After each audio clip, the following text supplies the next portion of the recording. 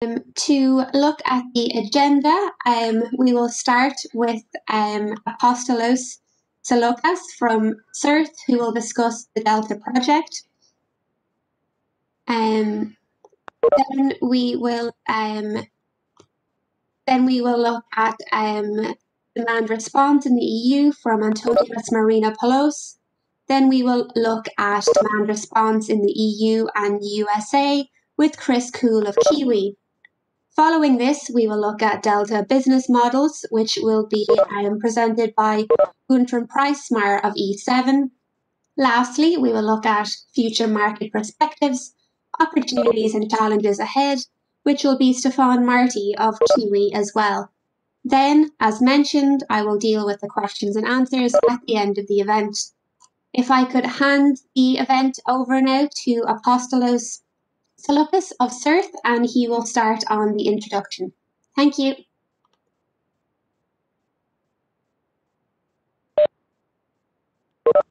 Good afternoon to everybody. My name is Apostolos Tsolakis, and on behalf of the Center for Research and Technology Hellas, which is the project coordinator of the Kuhl project, I would like to welcome you as well to our Delta webinar. And briefly, I will give you an overview of our project.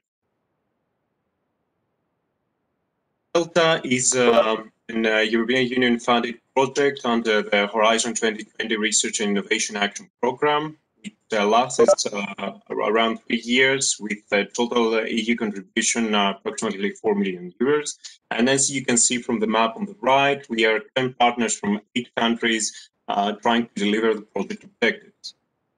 Our vision and the project concept is to deliver a new energy distribution structure mainly focused on the aggregators. Our idea is to exploit the untapped flexibility of mainly small and medium consumers through a novel yet secure demand response management platform, which will ease the aggregators' computational effort through a distributed intelligent architecture, which exploits virtual power plant principles. On the other hand, we also aim to engage prosumers and raise awareness in both explicit and implicit demand response through social collaboration, gamification, and incentivization tools. In the meantime, we would like to achieve end-to-end interoperability through using or even extending where needed open source protocols like OpenADR. Finally, we aim to propose new business models and recommendations for policymakers to accelerate market adoption, one of the reasons of today's webinar as well. As most of you are aware, participation from small and medium consumers in current demand response market is quite challenging and has a lot of roadblocks. However, we have to consider the huge potential that these customers have, given that almost 44% of final consumption in Europe is due to their existence. In Delta, we have a new architecture which has mainly 2 innovation. On the customer side, we have a fog intelligent component, which exploits edge computing capabilities from the customer side to deliver some added value services. And we aggregate a lot of customers together in a virtual entity, the virtual Delta node, which aims to deliver to current aggregators larger entities that they can handle and they can use to current markets by exploiting clusters of prosumers. In the meantime, we also enhance our architecture with horizontal tools like the Delta blockchain, where we have DR-related smart contracts that automate all procedures, and of course the added value and user tools for customer engagement that have been already presented. Delta Impact revolves around 5 main business pillars, starting from the energy stakeholder in connection to a stable and secure increase of renewable energy penetration, which is combined to affect ongoing policy development. Our ultimate goal is to bring greater energy security and sustainability, as well as competitiveness to the market by actually providing access to medium and small consumers. To evaluate and validate our results, we have 1 pre-pilot site at Greece and 2 major pilot sites in UK and Cyprus. Our current status, to close this brief overview, is that we have finished with our technical activities and we are undergoing final integration and testing scenarios to prove our component. And we are getting ready to start our pilot activities, which, as you understand, are having some challenges due to the COVID-19 situation. In the meantime, we are refining our exploitation potential with a special focus on our business models, which will be presented today in this webinar. And we would very much like to hear your opinion and you can discuss over these to present more potential to our work. Thank you very much. And again, welcome to our webinar. I hope you will enjoy every minute and the fruitful discussion will deliver the most out of this session. Thank you, Apostolos. I would now like to invite Antonios Marinopoulos from the JRC to present. Hello, good afternoon. My side, let me know if you see my screen okay. Dawn, is everything okay? Not yet, Antonios. It says starting to share content. Okay. You might try again.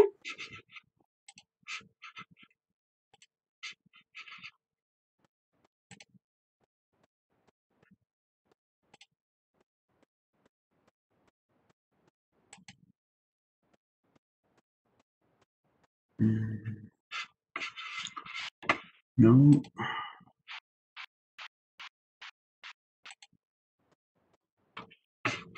Can you just share it for me instead? I think I send you the presentation. No problem. I'll do that for you now. One moment. Yeah, I'm having some issues, sorry. Okay.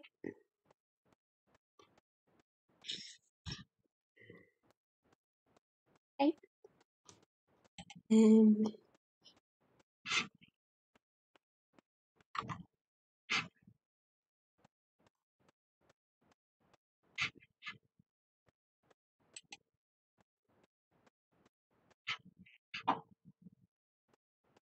Okay, can you see my screen, Antonios? Yes. Okay, do you want to start? Yeah. Thanks, Dawn. So, good afternoon from my side. My name is Antonios Marinopoulos. I work at the Joint Research Center, European Commission. And next slide, Dawn. I'm going to briefly give you a presentation about the current status of demand response in the EU. Here's a brief overview of the presentation. I'm going to focus on 5 points about the demand response in the context of the Energy Union, the demand response services, some example markets and some issues that exist in the EU. Then we're going to talk briefly about regulatory issues, some challenges and some recommendations for better employment of demand response. And I'm going to finish with some figures from research and innovation projects. Next slide. Here you are. Yeah, thank you. So the Energy Union Strategy, which was published in 2015, was one of the key priorities of the European Commission. The aim was to build an energy union that gives the consumers secure, sustainable, competitive, and affordable energy. And this was built on the 5 pillars, as you see here in the slide. And the main instrument to put forward these objectives was the Clean Energy Package. It was a package of regulatory package, including a lot of regulations and directives. And in 2 of these, in the Directive 944 about internal market for electricity and respective regulation, demand response is clearly mentioned as one of the tools, and especially demand response through aggregation as one of the tools to achieve the goals of the EU target model, to achieve a competitive, consumer-centered, and flexible and non-discriminatory electricity market. So next slide. So in the new, let's say, initiative with the new commission, von der Leyen Commission, for the next 5 years, we have the European Green Deal, where demand response is equally relevant, although not explicitly mentioned. but in the integrated EU energy system, in the strategy as presented, three main characteristics is a more efficient circular energy system, a cleaner fuel system, and last but not least, a cleaner power system. And for this, for the decarbonization of the power system and for ensuring a better energy efficient, demand response can be a very useful tool to provide the flexibility needed for the system to integrate more renewables and thus lead to decarbonization. So in the next slide, here I just briefly present some general definition, let's say, some about the demand response services. As most of you might know, there are two big categories: the implicit demand response or price-based, and the explicit demand response. So in the implicit demand response, basically the consumer chooses to be exposed in some time-varying electricity prices, and then chooses or not to change his behavior during the day by use of time of use pricing or critical peak pricing in order to shift his energy in a different time. Energy consumption, sorry.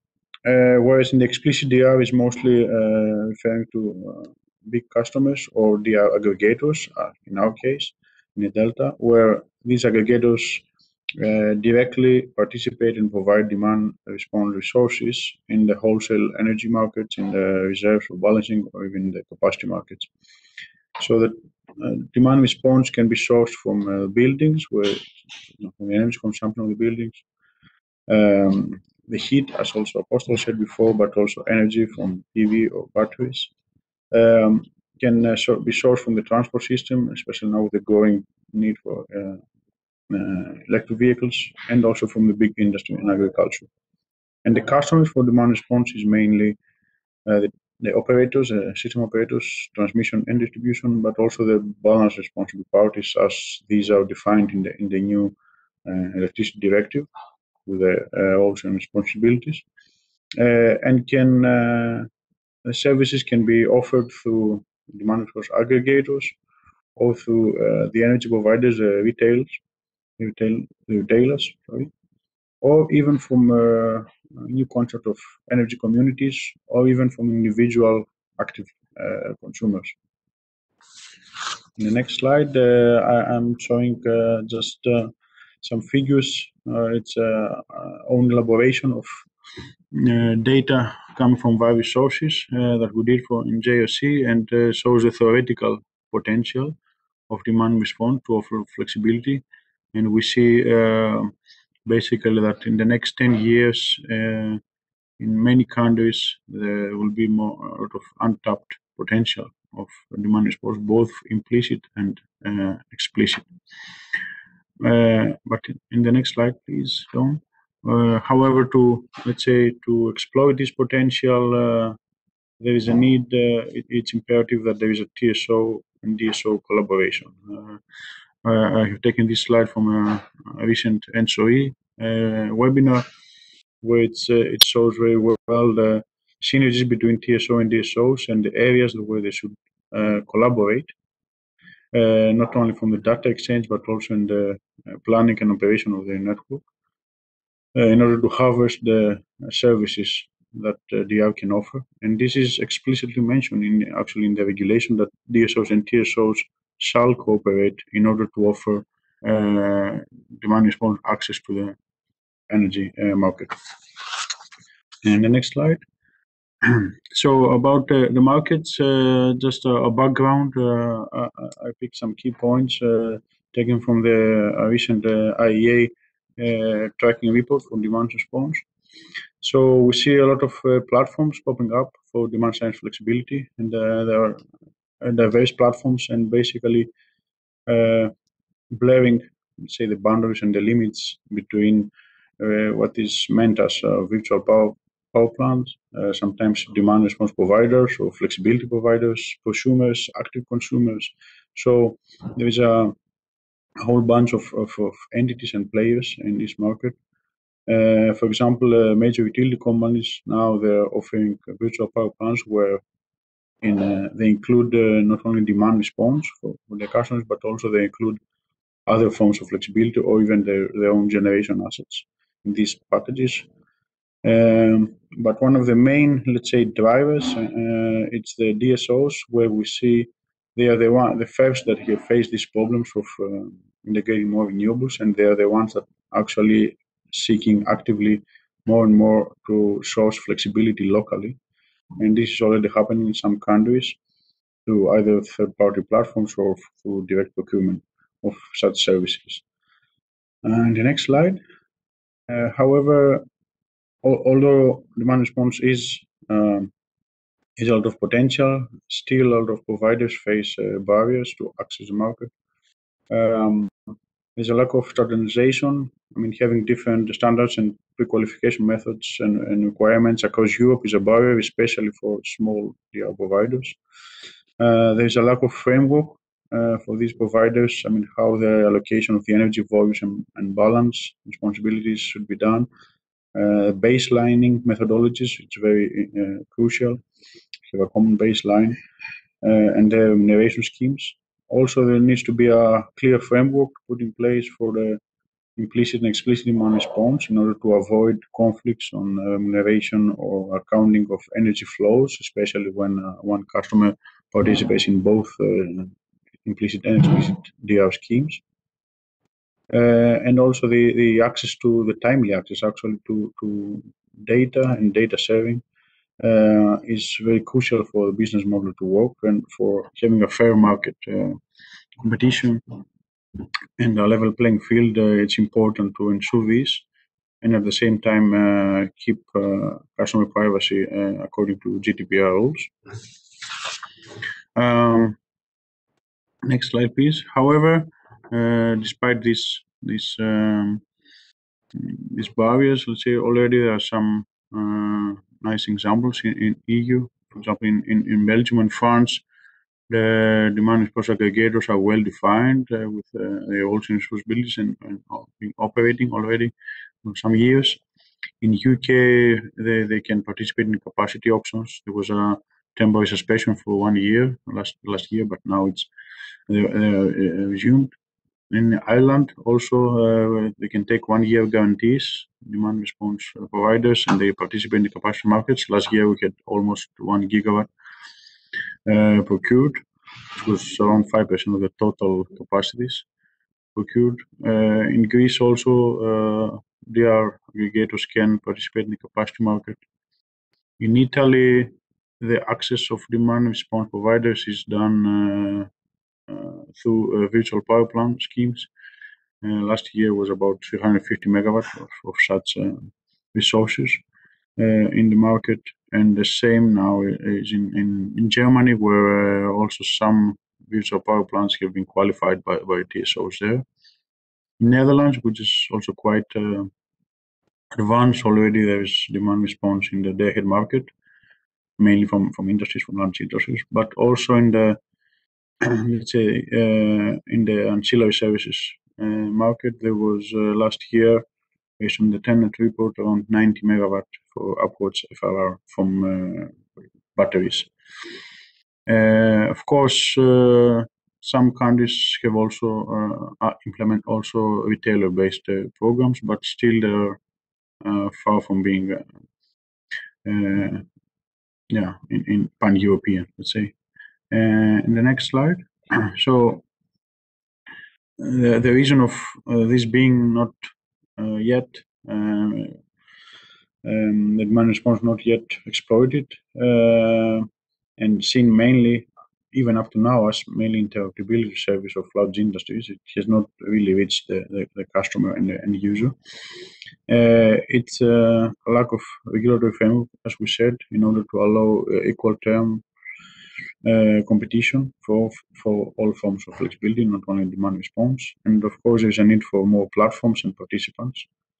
There's a need to recognize the importance of aggregation, which is still lagging in many countries, despite the clear definition and in the electricity directive, as mentioned before. And of course, there is such a big variety of applications, and so that policies need to be sufficiently also diverse, and there needs to be enough market designs to cover the spatial and temporal specificities of its system. In the next slide,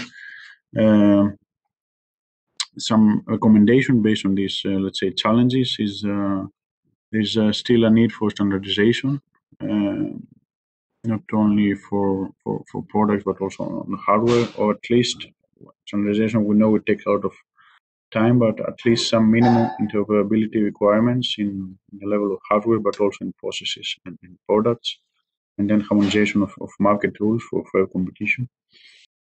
And in that sense, regulators can help this by promoting enhanced cross-sector working and by ongoing license reviews. New, let's say, market monitoring schemes should be developed, or the current one should be extended in order to have a better view of what's going on in the market and offer this information to DR providers. And also the regulators should ensure that the operators' revenues and tariffs structures should take into account costs and benefits of demand response flexibility, and they should offer non-discriminatory access to all DR providers. I know my time is almost done, so a very quick view now on the research here in JRC. We have a smart grid project database for projects up to 2016 and on. Now we have a new version coming up. So in this, we have done some analysis. We already seen like 3-4 years ago that the entities investing more in research projects having to do with demand side management are the DSOs. We see in the left side where the TSOs are still lagging a lot. And that brings us to the point of TSO-DSO need for collaboration. As we see also in the next slide, there are more and more projects that include partners from both entities. And that's, for us, a sign that they understand the need for cooperation. And in the last slide, and I think over time, just some name dropping of recent Horizon projects dealing with demand response and some implementations. So thanks a lot.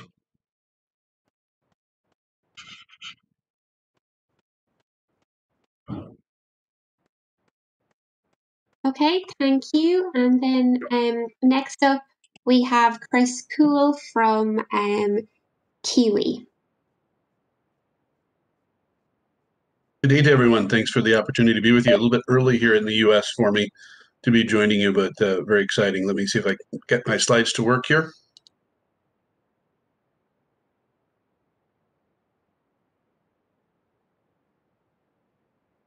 Everyone see that now? Yes, we can. Thank you. Excellent.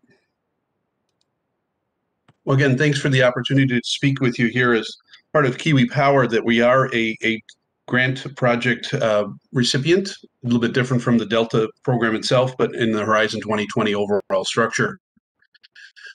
I joined KIWI about June of this year as the US sales director. It's been a great honor to be part of this new energy market revolution, and where KIWI sits in it across the world. Our vision really is to simplify this growing future energy world.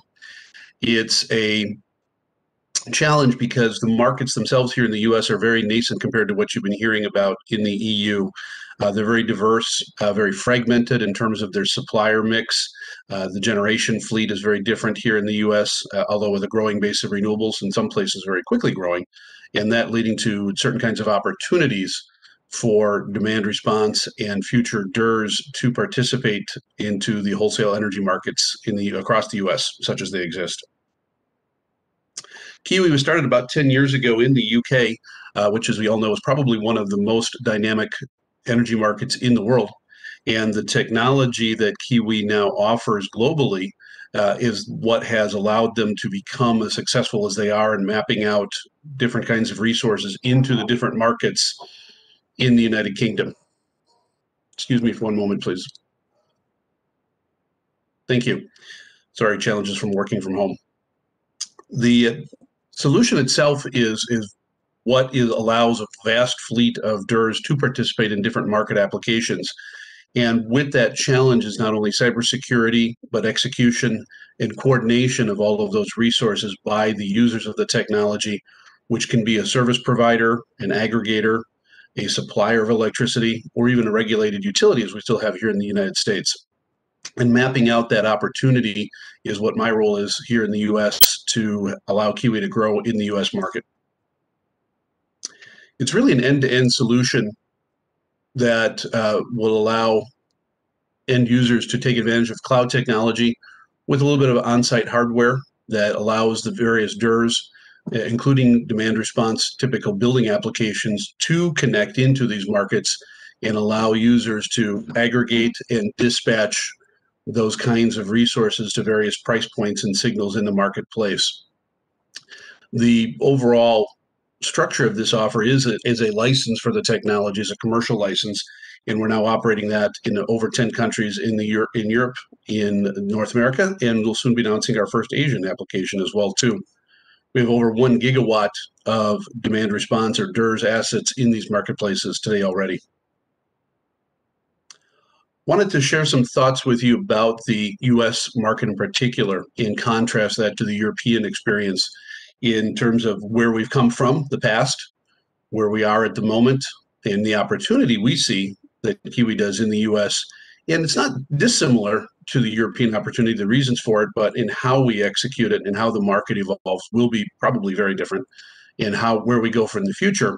Now, at least I think we have some roadmap to share with you at this time, some new regulations, and where this might overlap with the opportunity for DERS to participate in growing flexibility markets here in the US. Demand response is an older product already. Over 15 years ago, the Federal Energy Regulatory Commission brought some regulations into place that allowed DR programs to evolve and develop in the United States. The challenge is, though, that the United States, and I'm sure you can all have either seen maps or can download maps that show you just how fragmented the US market is. Only half of the US is actually even fully deregulated at this point in time. And that has some challenges in terms of who and how DR can be implemented in those various places. Almost 1/3 of the United States isn't even geographically speaking, in an organized market. You can see the names of the various regional bodies across the United States. They represent the bulk of US consumers, electrical consumers and suppliers. However, there are still large parts of the United States in the Southeast and the West particular where no organized market exists. So far, demand response in these areas almost is non-existent. Without the regulation of Federal Energy Regulatory Commission to drive the opening of markets, DR really has lagged in any kind of implementation in those parts of the US. As you can see in the upper left as well, too, there are a great many types of participants. So not unlike European markets, where there are various types of service providers and suppliers and different types of aggregating models, the US is really fragmented in terms of how these different models are used as an overlay to these different regulated, deregulated, part of a wholesale market at all. The point DR has actually been stymied, if you will, has been halted in some ways to becoming a competitive solution offering in these states that are still deregulated. Here in the Midwest, in particular, where I live in the United States, the part of the country, a Midwest Independent System Operator, MISO, the fully regulated utilities still run the DR programs. There is no opportunity for third parties to come in and offer a competitive DR offering side by side of the incumbents, insofar as that they can then participate in the wholesale markets. These regulated utilities still control the DR participation and the type of programs, how they're compensated, what technology is used, what business models are allowed or not allowed to be used in them. So that's a very significant portion of the United States that does not even have any kind of competitive offering for DR at this time. Contrast it with other parts like Texas or California or New York, which are much more open, fully deregulated individual states within the country.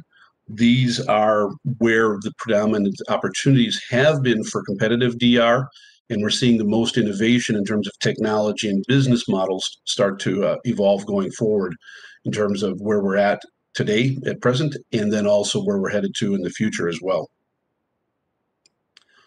What is driving this opportunity in the handful of open markets we do have in the United States is really the gross penetration of wholesale renewable energy and its impact on pricing in these markets as well too. So not unlike some markets in Europe where you've had even negative pricing in the UK or Germany, for instance, places like Texas and California now see greater volatility of wholesale prices, both in terms of the spread between high and low and the frequency of these market price changes as well.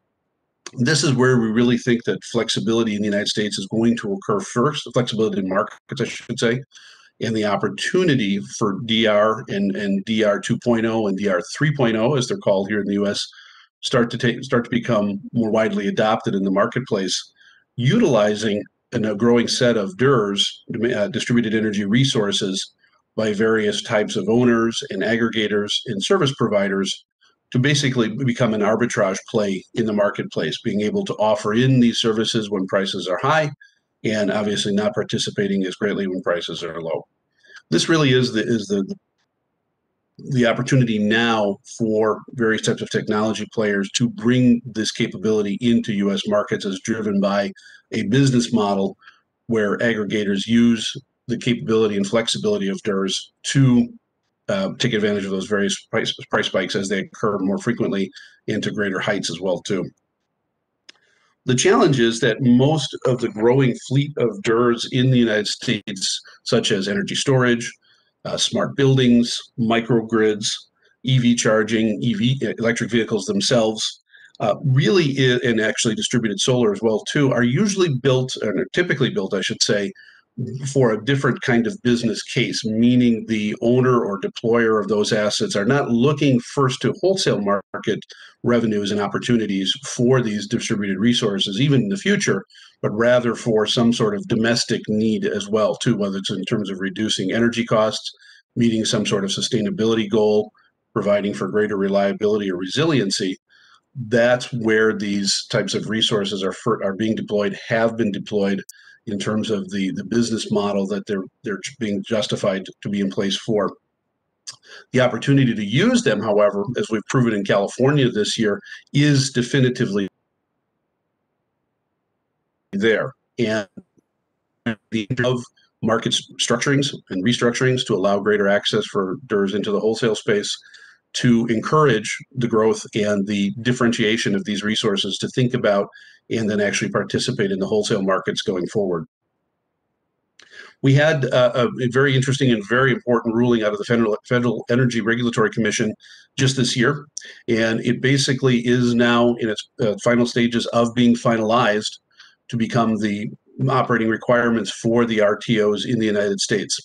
And where you're not in an RTO, this doesn't apply. So again, we have that great fragmentation of the United States coming to play. But where it will apply, it is going to allow and require the RTOs the mechanisms to have DERs participate in the attributes of wholesale markets, be it in capacity, has been talked about, in energy, or even in ancillary services.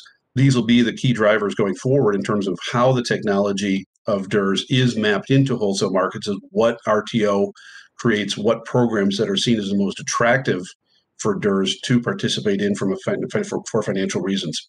We have very few requirements, really none that I can think of off the top of my head today, even at the state level, that require states to enable DERs to be there for capacity reasons or for energy reasons in the markets as they exist today. This is where the US and the EU also very much differ. We do not have very little top-down requirements and regulations. Yes, we have climate change goals. We have RPS in different states. Some states are pushing 100% of energy. Where they come from is to be determined. Best come from most economically. Typically speaking, it's in bulk power. So the opportunity for DERs and the requirement for them is just not being driven down even to the state level in terms of how they participate and where they're deployed. This tension too that was spoken to by the previous speakers is just started to become a topic of conversation here in the United States, and in the acronyms obviously being a little different here in the US. We have the ISO or RTO in place of the TSO. And I can't think of more than a handful of conversations in the United States that I've had this year so far that the acronym of DSO is something that's being used. So using those kinds of terminology in the US market will be where we head. But this business case tension is where we will see this really meet the road in terms of who aggregates and who allows aggregation to happen of DERs into the wholesale markets. FERC may have given the requirement for the RTOs to allow it, but how it's enabled, by whom, where, given the great fracturing of the US market, is going to be a challenge for service providers, technology providers such as KIWI to best align and enable the growing flexibility of DERs into these markets. So we see both opportunity and great challenge in terms of where DERs are going to be really fast growing and encouraged in US markets in the coming years. With that, I'll turn it over to my colleague, Stephan Marty.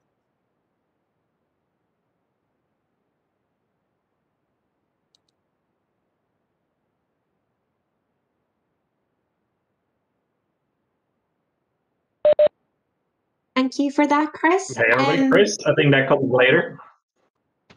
Yeah, we might have Guntram first before we take Stephan, if that's okay, everyone. Just great, thank you. So number 4 on the agenda is Guntram Pressmair from E7. Thank you, Guntram. Hello, everyone. Now you should see my screen. I think that's working. Okay, so thank you, Dawn, and welcome everyone from my side. My name is Guntram Pressmair, and I'm a researcher and consultant at E7 Energy Innovation and Engineering based in Vienna, Austria. In the Delta project, we are working on the business perspective of the project, and today I have the pleasure to talk about the demand response business models we are proposing and how the Delta solution can help to make demand response also for small and medium-sized prosumers a valuable business model. So let's dive straight into it. Here you can see an overview of the business models we are proposing, and generally we are distinguishing between explicit and implicit demand response models. That's basically just what Antonios said before. So explicit means incentive-based. So here someone is requesting a flexibility dispatch. And implicit means price-based. So here price signals are activating the flexibility. And I would now like to talk more into detail about 3 of these business models here, because those are the most important ones, and all the other models are essentially based on these 3 models. So I would like to start with the model explicit demand response as a standalone service. So that's basically a typical aggregator business model. So we have an independent aggregator who acts as an intermediary between the prosumers and the flexibility markets. So the aggregator is aggregating loads from many prosumers and selling the flexibility on different markets. For example, towards balance responsible parties on the wholesale market, or to the TSO on the balancing market for frequency control, or in the future also towards the DSO for local congestion management.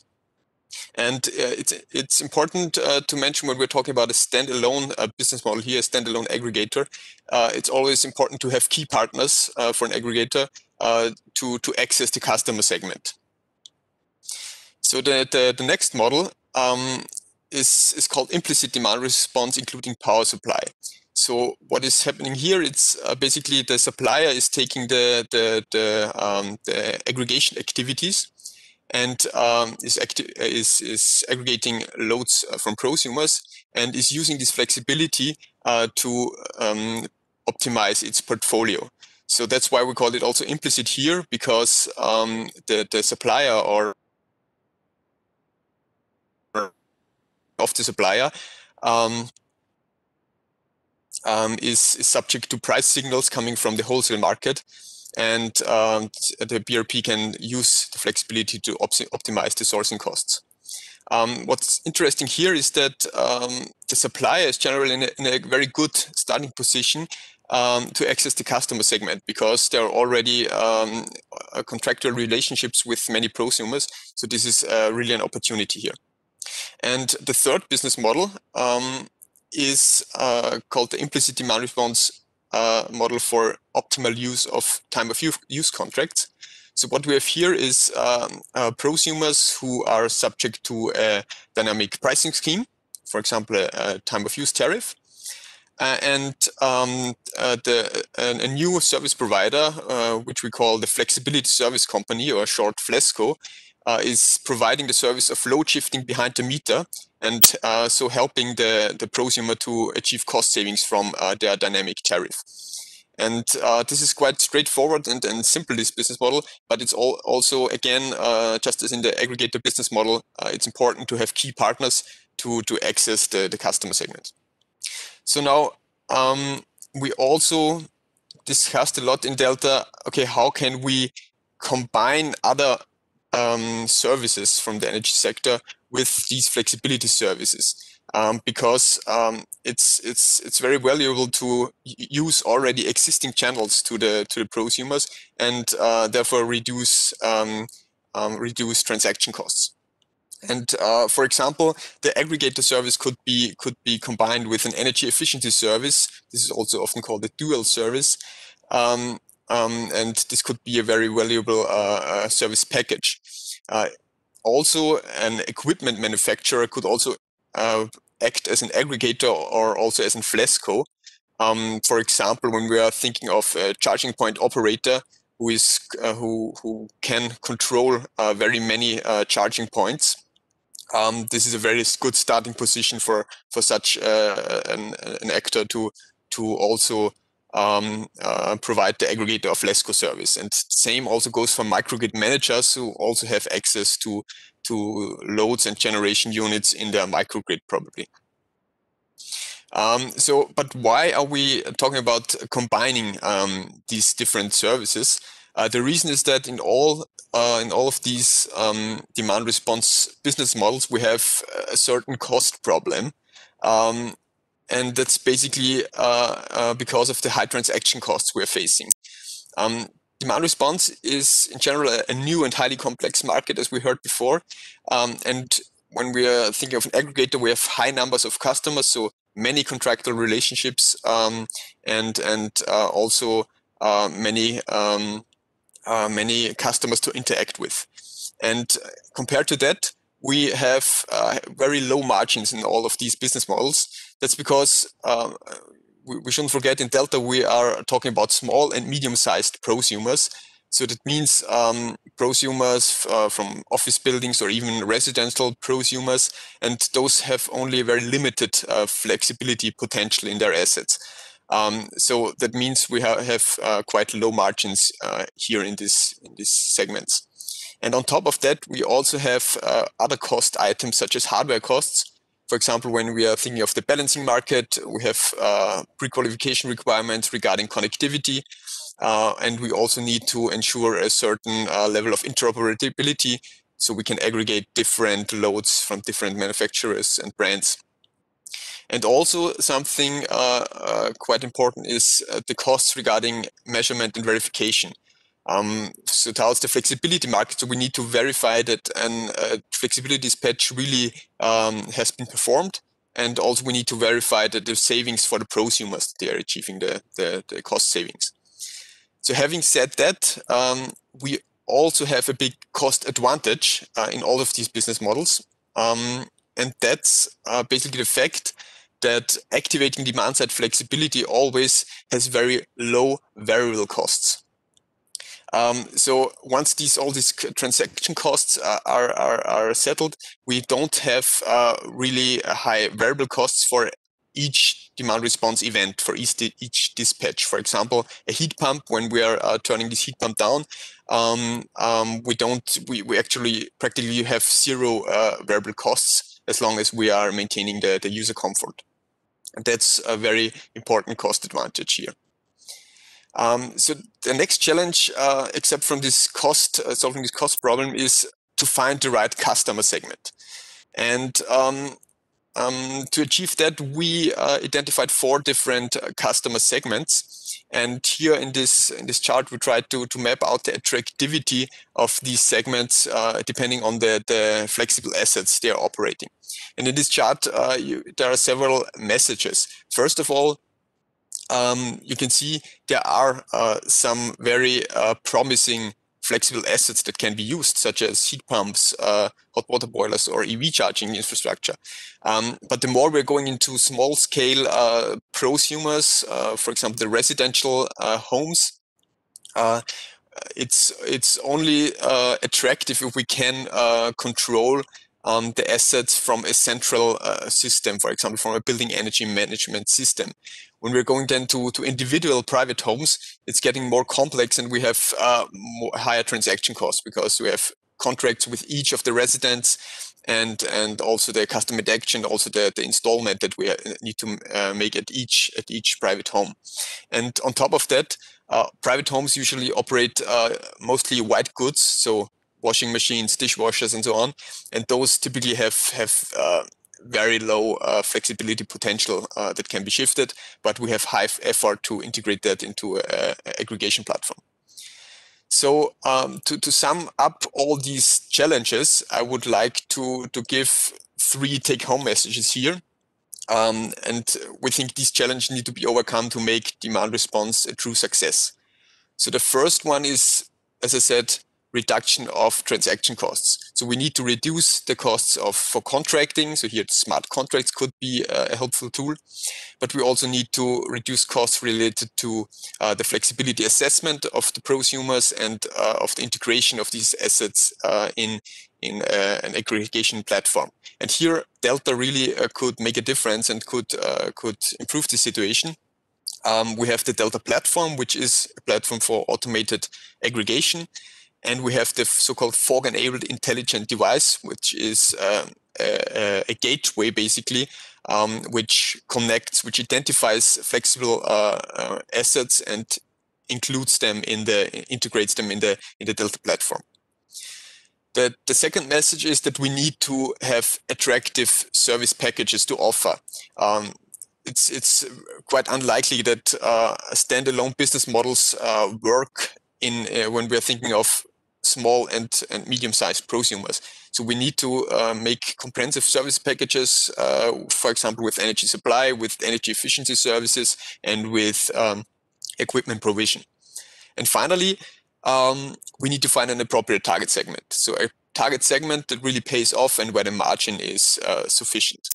And we from the Delta Consortium are quite optimistic that with Delta we can help to overcome these 3 barriers, and so finally we can bring demand response in Europe to a next level. So thank you very much, and I'm looking forward to all of your questions afterwards in the Q&A session. Thank you. Thank you, Guntram. And everyone, just like Guntram said, if you have any questions, please pop them in the chat, which you can see in the bottom right-hand corner. So now I would like to move to our 5th speaker today, Stephan Marty from KIWI Power. Good afternoon, everybody.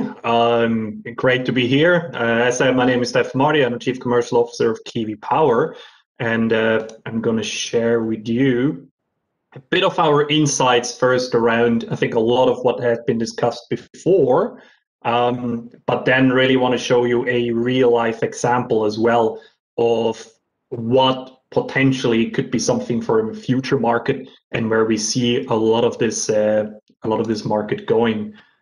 Let me share my screen. I hope I get the right one. Here we go.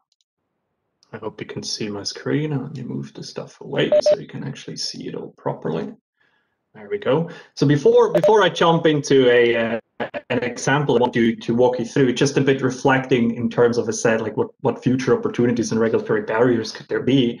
A lot has been discussed, and Guntram, I think, hit on a few points. So if we're talking about business model, so it's fair to say, I think, that it's hard to make this business model pay for the participants in some regards, right? Particularly if you look at more the residential side, and the smaller scale side. And to be honest, from our perspective, and we've been in this for more than 10 years now, a lot of this has also to do with the success, frankly, that demand response had in the market.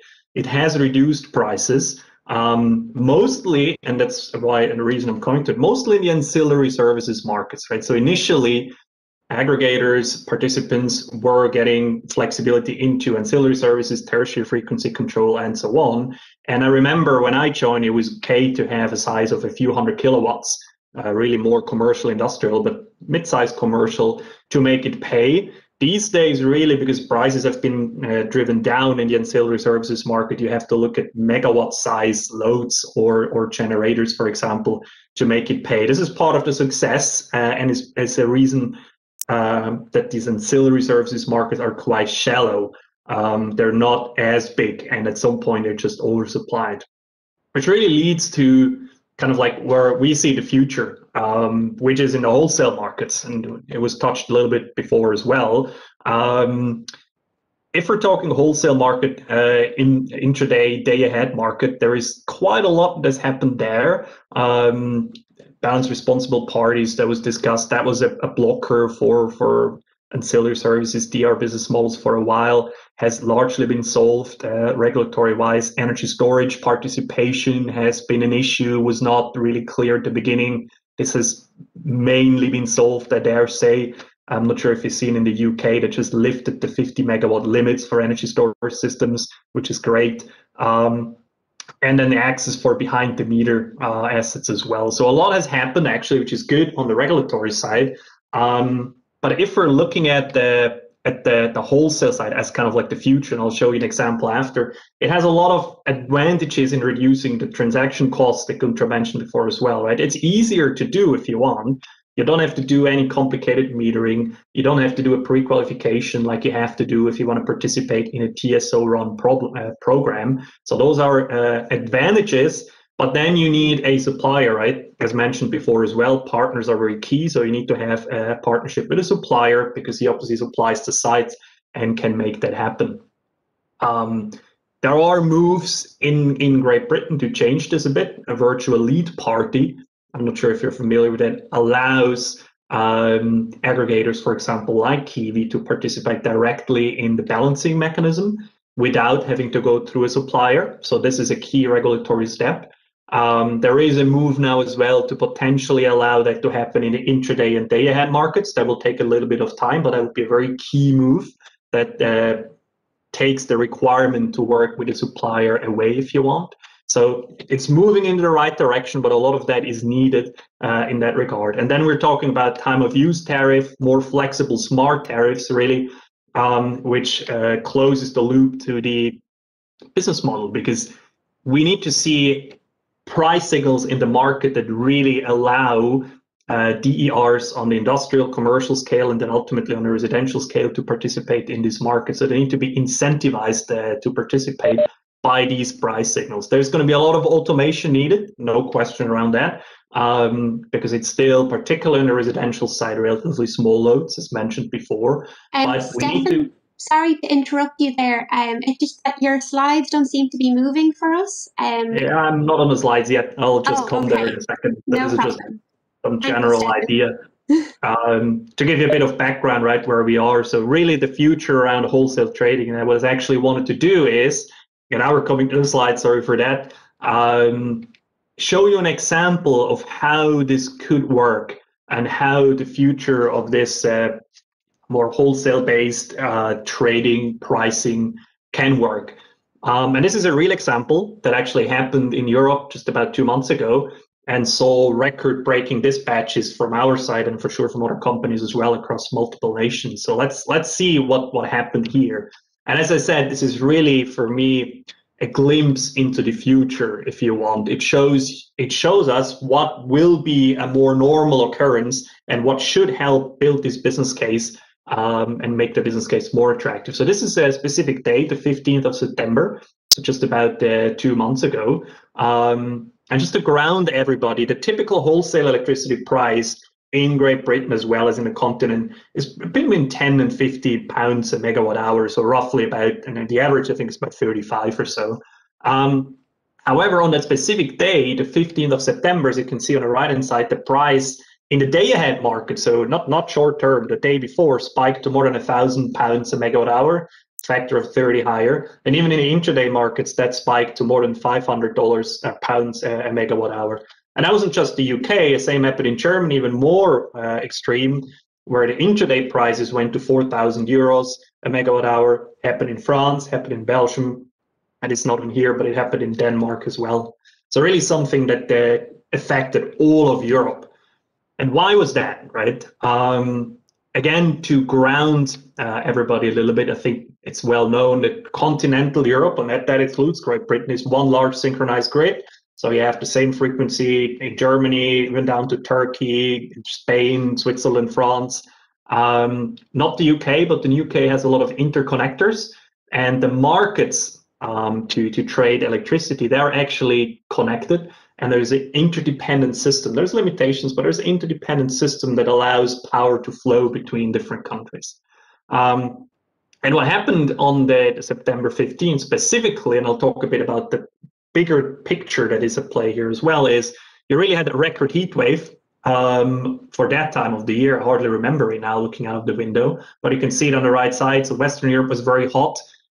Quite hot late into the evening as well. That led to air conditioning load. You had low wind outputs as well. And there were some unplanned outages of some nuclear stations going on, some planned ones as well that haven't been out of the summer revision. So the issue there was that this happened all across Western Europe at the same time.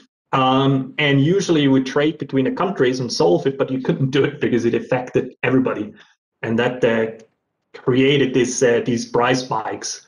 Now, I think it's important to understand that there are long-term trends here at work. This is just one example. We've seen many others. Chris talked a bit about what we see in the US. In Texas, for example, we had a price spike up to $9,000 a megawatt hour last summer. And this is happening more and more, also negative prices. And the reason really is on the long-term trend. You see less conventional generation. I think we know all that, and more renewables driven by policy. I think you just seen the announcement by the UK government from yesterday. Society is driving, and economics are driving it as well. I mean, if you look on the right-hand side, it gives you an idea what happens in Spain in terms of solar prices. They're much cheaper than the long-term price you can get in the markets.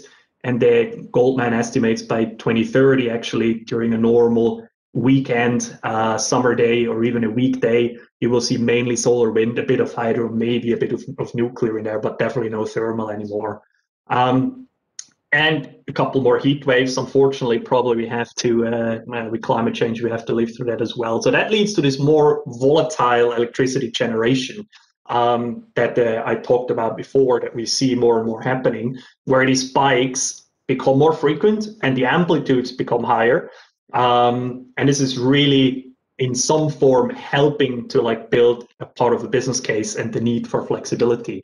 And really what we can do here, companies like KIWI Power and others, we can tap into the flexibility that has been discussed before to match supply and demand in a simple way. And the interesting part here to me is, historically, if you look back, it was always that supply followed demand, right? So if a football game was on and everybody turned on the kettle in halftime, then some conventional power station ramped up. In the future, this really has to change around, right? Demand has to follow supply. You're gonna have to charge your EV, maybe do your industrial process, heat your home when the wind's blowing, when the sun's shining. And that needs to be done with a price signal, of course, to enable to automate that as well. And really, that's part of what happened on this 15th of December. And you can see, I put one example down how KIWI actually helped. So we dispatched about 150 megawatts across France, Belgium, Denmark, and Switzerland. It was about 100 sites, DR sites, various from load generation, storage. You can see on the right-hand side, this is just one of the portfolios that we dispatched, but it was 43 sites. These were mainly supermarkets, so quite small ones. You see a lot of these lines are the single supermarkets, and the red line is the aggregate of all of those 43 sites. You see how nicely we came into the event. We dropped down from roughly 29 megawatts to something like 5 megawatts, providing that flexibility into the market for 1.5 hours, and then ramping back up when the system was less under stress. So that's an example of how it's already being used. and really has to, because the future, and that's what I want to end on with, as we're just to think about on time, the future is more renewable and it's going to be more volatile. So we're going to see more of the September 15 events, which then again helps us to get more of a business case and more price signals into the markets to participate. The flexibility is key. We've talked about that a lot. And a good thing is solutions are available. This is not something that needs to be invented from scratch. It has been there. Yes, there is a lot of stuff that still needs to happen. We discussed a little bit about what that is, but the solutions are there. The price signals need to be right. The markets need to enable to give us these price signals for our owners to participate. And then I think flexibility can really play a key part on the path towards this zero carbon economy or green future that we're going to. So that was about what I wanted to say. So I think I ran a little bit over, but just to give you an idea of what we're seeing in the market going forward and what some potential solutions are. Thank you. That's great. Thank you so much, Stephan. So I am now going to jump into the Q&A. And the first question that I would like to ask our panel today, which was Apostolos, Antonios, Chris, Guntram, and Stephan, is what impact can projects like Delta have on the European demand response market?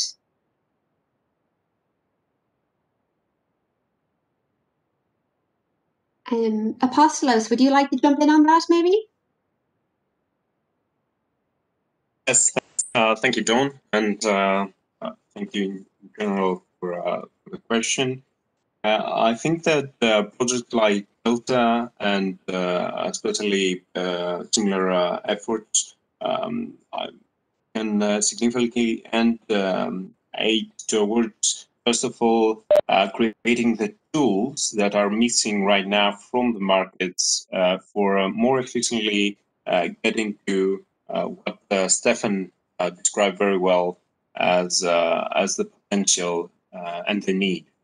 So I think that from our side as Delta, but also from other projects that we are working together or in parallel, there's quite a lot of experience that can be gained and a lot of valuable tools that can be provided so that we can bring more value to the various stakeholders and, of course, give some solutions to more small players in the market so that we can provide better solutions. And of course, if KIWI can provide as a stakeholder, if they can provide such improvements, imagine what happened if all of us could get a signal and response effectively in an event like the 15th of September.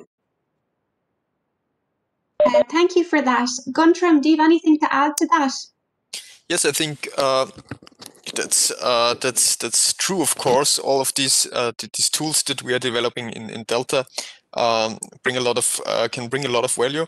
But another thing that is valuable about a project like Delta is, I think, to shape the regulatory framework and the market structure a bit.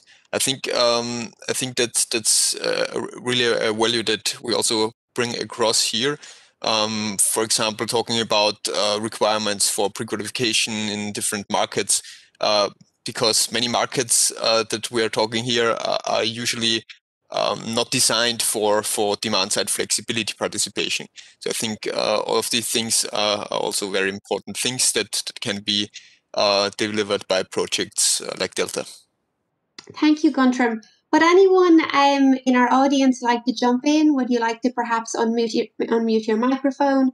Actually, no, if you have any questions, but I have another one in the chat here, and I'm just going to jump in with that.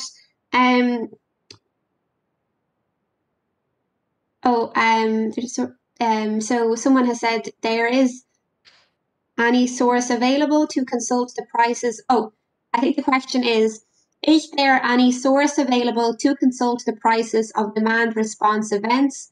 And this question is to Chris Kuhl from KIWI.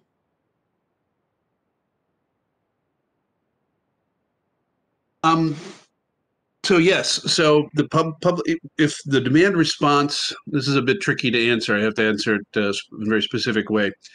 So in the parts of the United States that are in an ISO, RTO, TSO region, where the ISO sends out a dispatch signal for demand response to the customers who've signed up for that, the price point for that event is known. Typically speaking, like in PJM, the big region here in the Great Lakes region of the United States, they're paid a capacity plus a mileage payment. So that those prices are broken down into those two pieces. In Texas, it is a settled in ERCOT, it's a settled energy only. So it would have to be just the general price per the part of Texas you're in. So it's a very, the data is there, the short answer, but you have to know what you're looking for in which part of the United States to be able to find it out. It's going to be a bit of digging.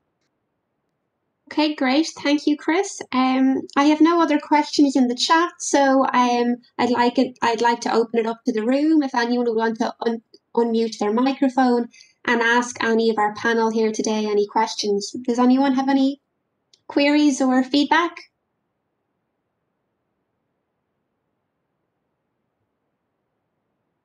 Okay, well, that's no problem. If you have any questions in the next few days, feel free to drop me an email. You all have a copy of my email address, and I will send it on to the relevant speaker.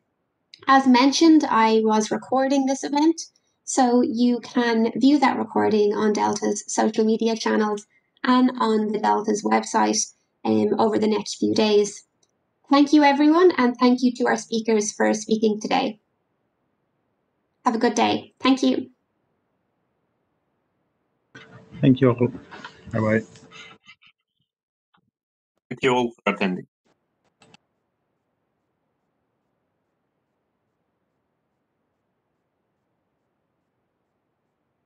Thank you. Bye-bye.